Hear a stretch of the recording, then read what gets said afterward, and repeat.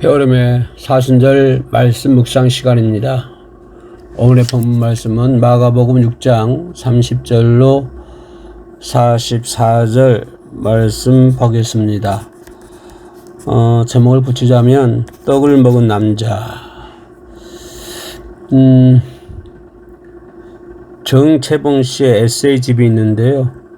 거기 책에 보면 만남이란 얘기가 있습니다. 재밌는 글인데 한번 소개해볼게요. 만남에는 여러 만남이 있는데 먼저 잘못된 만남이 있다고 합니다. 잘못된 만남은 마치 생선 같은 만남으로 만나면 만날수록 비린내가 몸에 배이는 까닭이랍니다. 그죠?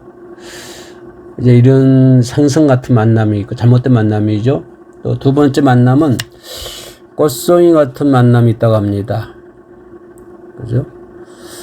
피어 있을 때는 좋아하지만 시들어버리면 버리기 때문에 조심하지 않으면 안 되는 만남. 꽃송이 같은 만남. 어떻게 보면 꽃송이 같은 만남 좋을 것 같은데 그럴 것 같아요. 꽃이 피어 있을 때만. 그죠? 피어 있을 때는 좋아하고 시들어버리면 버리기 때문에 꽃송이 같은 만남. 또 가장 시간이 아까운 만남이 있는데 이 만남은 지우개 같은 만남.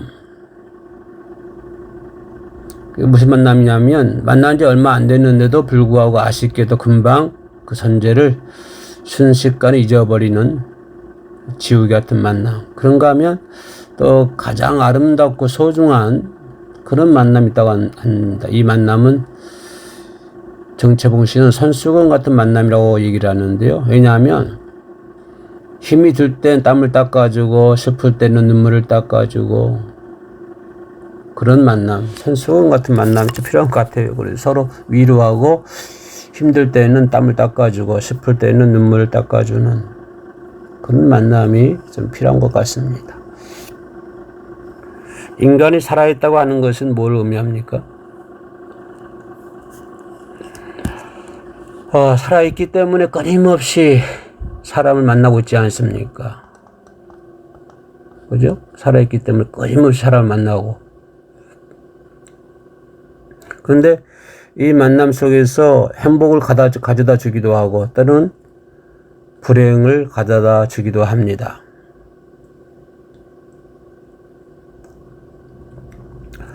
오늘 본문 말씀 보더라도 5,000명쯤 되는 사람들이 예수님과 만남을 가지고 있는 것을 볼 수 있습니다.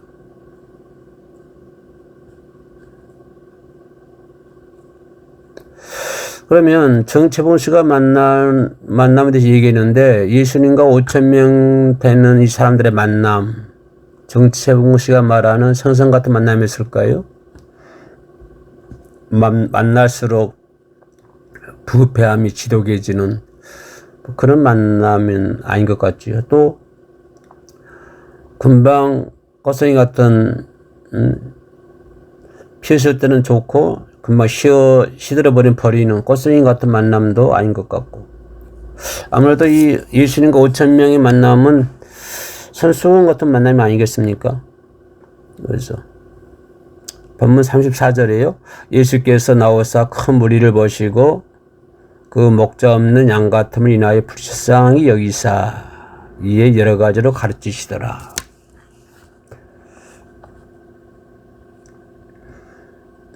그래서 예수님은 이 5,000명을 목자 없는 양같이 보셨다. 너무나도 불쌍하게 보셨다.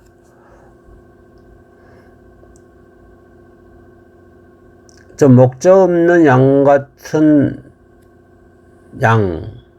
뭘 의미할까요? 목자가 없다고 하는 것은 뭘까요? 목자가 없으니까 말씀을 제대로 전달해 줄 지도자가 없는 것이죠. 그죠?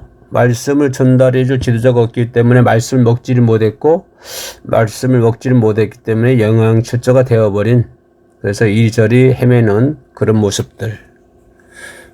그러죠? 그래서 예수님은 그들을 먹자 없는 양 같았다. 그래서 불쌍히 여겼다. 이때의 모습을 아모스 선지자가 예언했는데요. 아모스 8장 11절 말씀입니다. 주 여호와의 말씀이니라. 보라, 날이 이를지라. 내가 기근을 땅에 보내리니 양식이 없어 주림이 아니며 물이 없어 가람이 아니요 여호와의 말씀을 듣지 못한 기갈이라.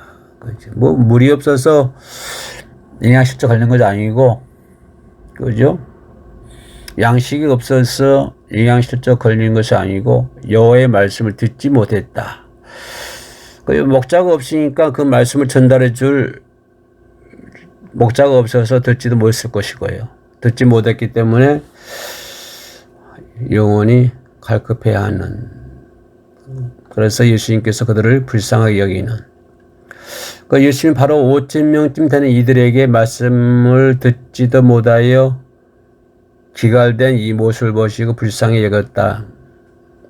그래서 이 말씀을 그때여 이제 우리가 보자면,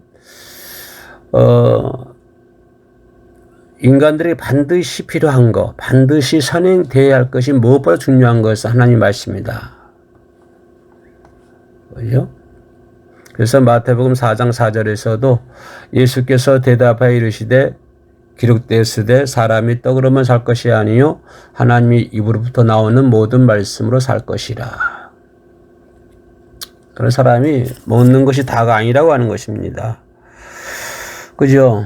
왜냐하면 사람은 영적인 존재이기 때문에 하나님 말씀을 먹어야 사는 것인데, 이 5,000명쯤 되는 사람들은 이 반드시 필요한 하나님의 말씀이 없었다고 하는 것입니다.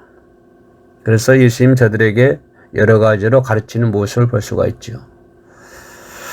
예수께서 가르치신 내용이 뭘까요? 그것은 곧 저들의 영이 소생하도록, 다시 말하면 영의 양식을 주셨다고 하는 것입니다. 그들이 뭐 양식이 없어서 주림도 아니고 물이 없어서 가람도 아니고 여호와 말씀이기 때문에, 그죠? 그래서 이들에게 5,000명쯤 되는 이들에게 예수님은 영의 양식을 주셨다고 하는 것입니다. 그러면 그렇게 하신 예수가 누구십니까? 요한복음 1장 1절로 4절에 태초에 말씀이 계시니라. 이 말씀이 하나님과 함께 계셨으니 이 말씀은 곧 하나님이시라. 그가 태초에 하나님과 함께 계셨고 만물이 그로 말미암아 지은 바 되었으니 지은 것이 하나도 그가 없이는 된 것이 없느니라. 그 안에 생명이 있었으니 이 생명은 사람들의 빛이라. 태초에 계신 이 말씀이 누구? 하나님. 그러므로 이 세상 만물이 무엇으로 창조됐습니까? 하나님의 말씀으로 창조되었다. 그러면 그 말씀 안에 뭐가 있나요? 요한복음 1장 말씀처럼 말씀 안에 생명이 있고, 그죠? 이 생명은 사람들에게서 죄와 사망과 슬픔과 저주와 같은 어둠을 몰아내는 빛으로, 그렇죠? 그 생명 말씀이 14절에서 말씀이 육신이 되어 우리 가운데 거하시매 우리가 그의 영광을 보니 아버지의 독생자의 영광이요 은혜와 진리가 충만하더라. 어둠을 몰아내는 생명의 빛이신 말씀이 사람처럼 사람의 몸을 입고 이 세상에 우리 가운데 오셨다고 하는 것입니다. 지금 누가 누구를 만나고 계십니까? 본문에 하나님이신 말씀이 육신이 되어 오신 예수 그리스도가 5,000명쯤 되는 사람들을 만나주고 계시는 것입니다. 그죠? 첫사람 아담을 만드시고 하나님은 그 코에 생기를 불어넣으시니 생명, 다시 말하면 살아있는 영적인 사람이 되게 하셨다. 그런 그가 하나님께 불순종하는 죄를 통해서 그의 후손인 모든 인류에게 하나님과의 관계가 끊겨져 버리는 사망을 갖게 하셨다. 이 어둠의 사망을 당하게 한 죄를 없애하고 다시 살게 해주시려고 이 세상의 말씀이신 하나님이 사람이 되어 이 땅에 오셨다. 그래서 이 사실을 고린도전서 15장 45절에서 이렇게 말씀합니다. 기록된 바 첫사람 아담은 생명이 되었다과 같이 마지막 아담은 살려주는 영이 되었나니. 그러므로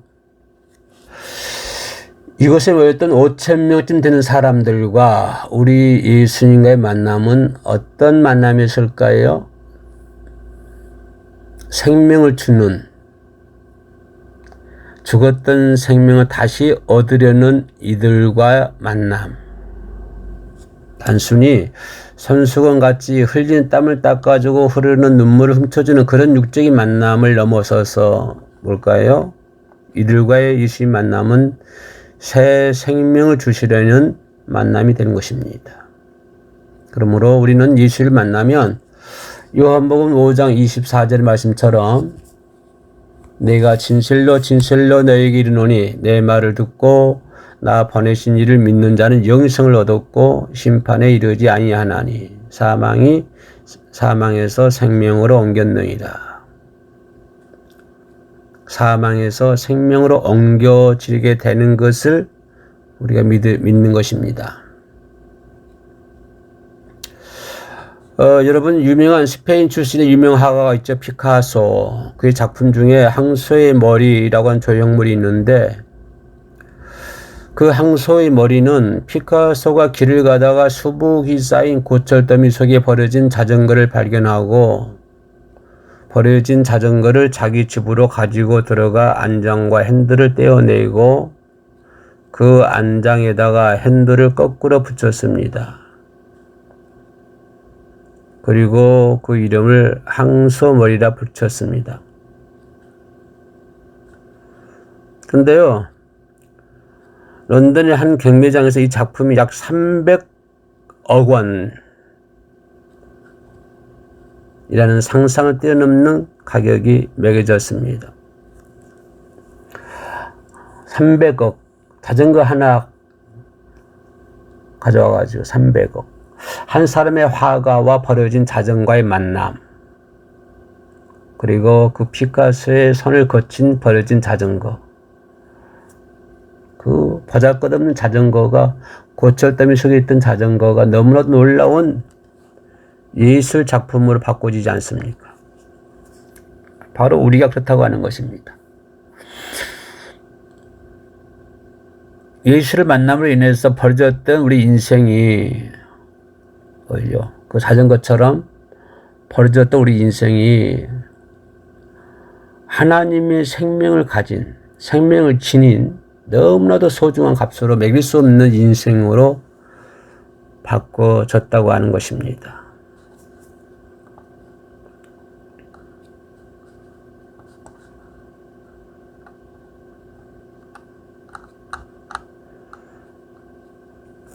오늘 본문에서 우리가 생각해 볼 수 있는 것은 나눔과 섬김의 가치가 얼마나 큰가, 이 부분도 생각해 볼 수 있는 부분인데요.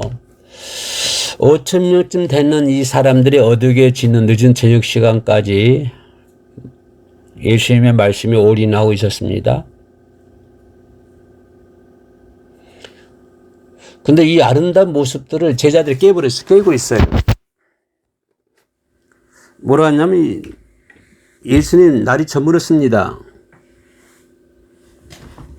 저들이 긴 시간 동안 먹지 못했습니다. 여기는 들녘이고 먹을 것이 없으니 총과 마을로 보내서 저들로 사 먹도록 해야 되지 않겠습니까?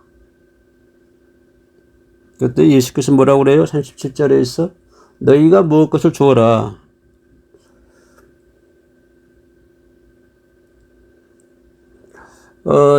너희가 먹을 것을 주어라. 여기서 생명의 말씀을 먹었다면 생명의 말씀을 먹은 자들의 심령에 하나님의 나라가 이루어진다고 하는 것입니다. 다시 말하면 하나님의 나라가 사람에게 임하게 되면 하나님의 나라는 작은 것에도 감사하게 되고, 그리고 비록 작은 것이지만 함께 나누게 되고, 나눌 때 하나님의 나라의 풍요를 경험한다고 하는 것입니다.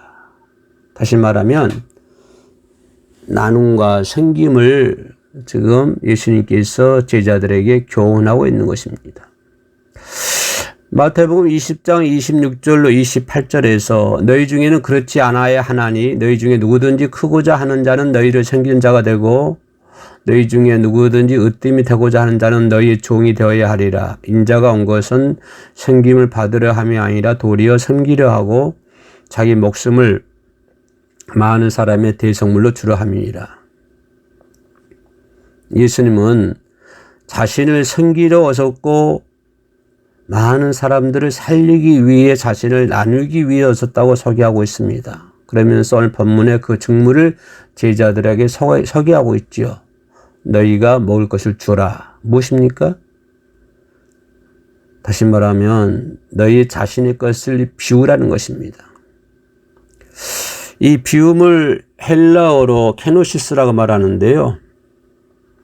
이 비움을 잘하는 자가 큰 자가 되고 으뜸이 되는 공동체가 예수님의 공동체인 것입니다. 모든 사람의 노예가 되려는 의지가 가득한 것이 교회의 공동체입니다.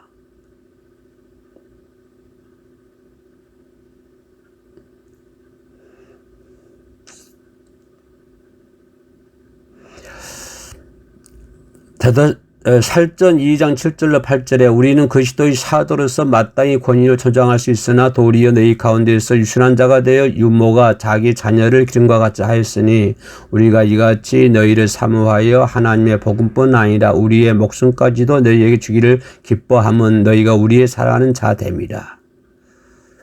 예수님에게서 섬김과 나눔을 배운 제자들이 어떻게 변했습니까?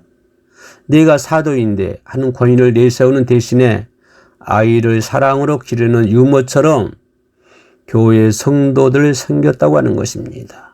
아니 목숨까지도 나누고자 하는 나눔의 기쁨까지도 있었다고 하는 것입니다. 이 같은 진리는 예수님으로부터 오늘 우리에게도 맡겨진 것을 믿으시기를 소망합니다. 끝까지 시청해 주셔서 감사합니다. 다음 시간에 이어서 말씀을 드리겠습니다. 감사합니다. 샬롬.